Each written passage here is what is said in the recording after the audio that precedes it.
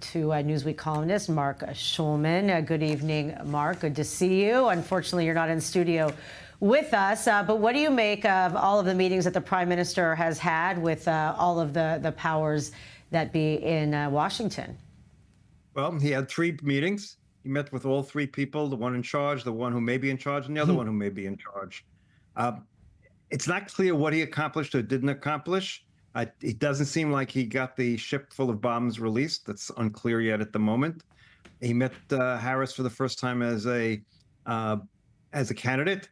I mean, I think we are in Israel. We're looking laser focus on the 3 paragraphs she talked about the Palestinians and not the 8 paragraphs she talked about what happened to our people on October 7th and her support for Israel and everything else. If you look at the whole of her speech, it was only a small percentage of it towards the suffering of the Palestinians.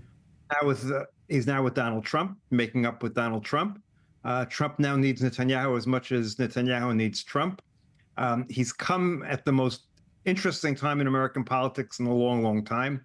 We thought it'd be a very boring election year for those of us who write about American politics. It was boring for quite a while, and now this is going to be the most interesting 100 and number days to the election that we've probably had in the longest time. So he's in the midst of all of that. He's not getting very much publicity in the United States because immediately, he spoke in Congress, and then, of course, the president then gave his address explaining why he's leaving the presidency. So it hasn't had a big impact. It had a very nice impact on American Jewry. They were all thrilled. And, of course, the last and most important thing is the hostage situation. And he seems to be trying to avoid coming to a deal at this point. He was looking for American support for his new demands, which were additional demands beyond his original package. And it doesn't look like the Biden administration is giving him support for that. But he's gone ahead anyway, so we'll see where that goes. So if you, were to harbor a guess, what do you reckon the Prime Minister and former President Trump talked about? Look, Trump said before they got there that Israel has to end this war now. He looked at it from a different perspective. He looked at it from the public relations perspective. And say what you want to say about President Trump, public relations is clearly his expertise. And he's seen what this war has done to our public perception, both in the United States and in the world. So he's going to try to tell Prime Minister Netanyahu, get this done now. He also doesn't want this on his plate when he becomes president, if he becomes president. So he'd like to get this done now. Any of the terrible parts of this deal can get done during the Biden administration, so he can blame them for any negative things that might happen. So I think he's going to be pressing him beyond all the smiles and say, listen, don't wait for me to come into office to hopefully save you in whichever way he's talking about it.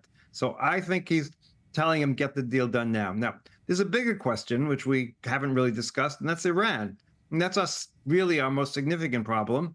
And it's not clear whether he spent any time discussing that with Trump right now or spent any time with Harris or with Biden really discussing the Iranian problem, which is beyond all of our little problems, quote unquote, with Hamas and Hezbollah.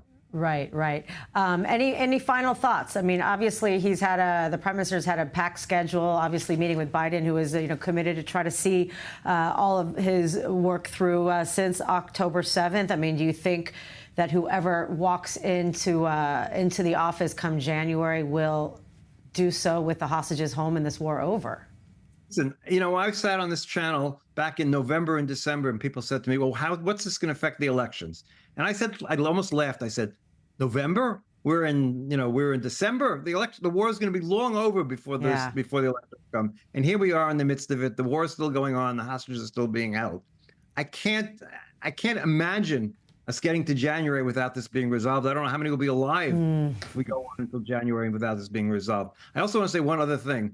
Before he came on this trip, and it was before Biden was, he obviously left after, but when Biden was resigning the race, so to speak, you could assume the fact that the odds were really, really high that President Trump would be the next President Trump. At the moment, it's a total toss-up.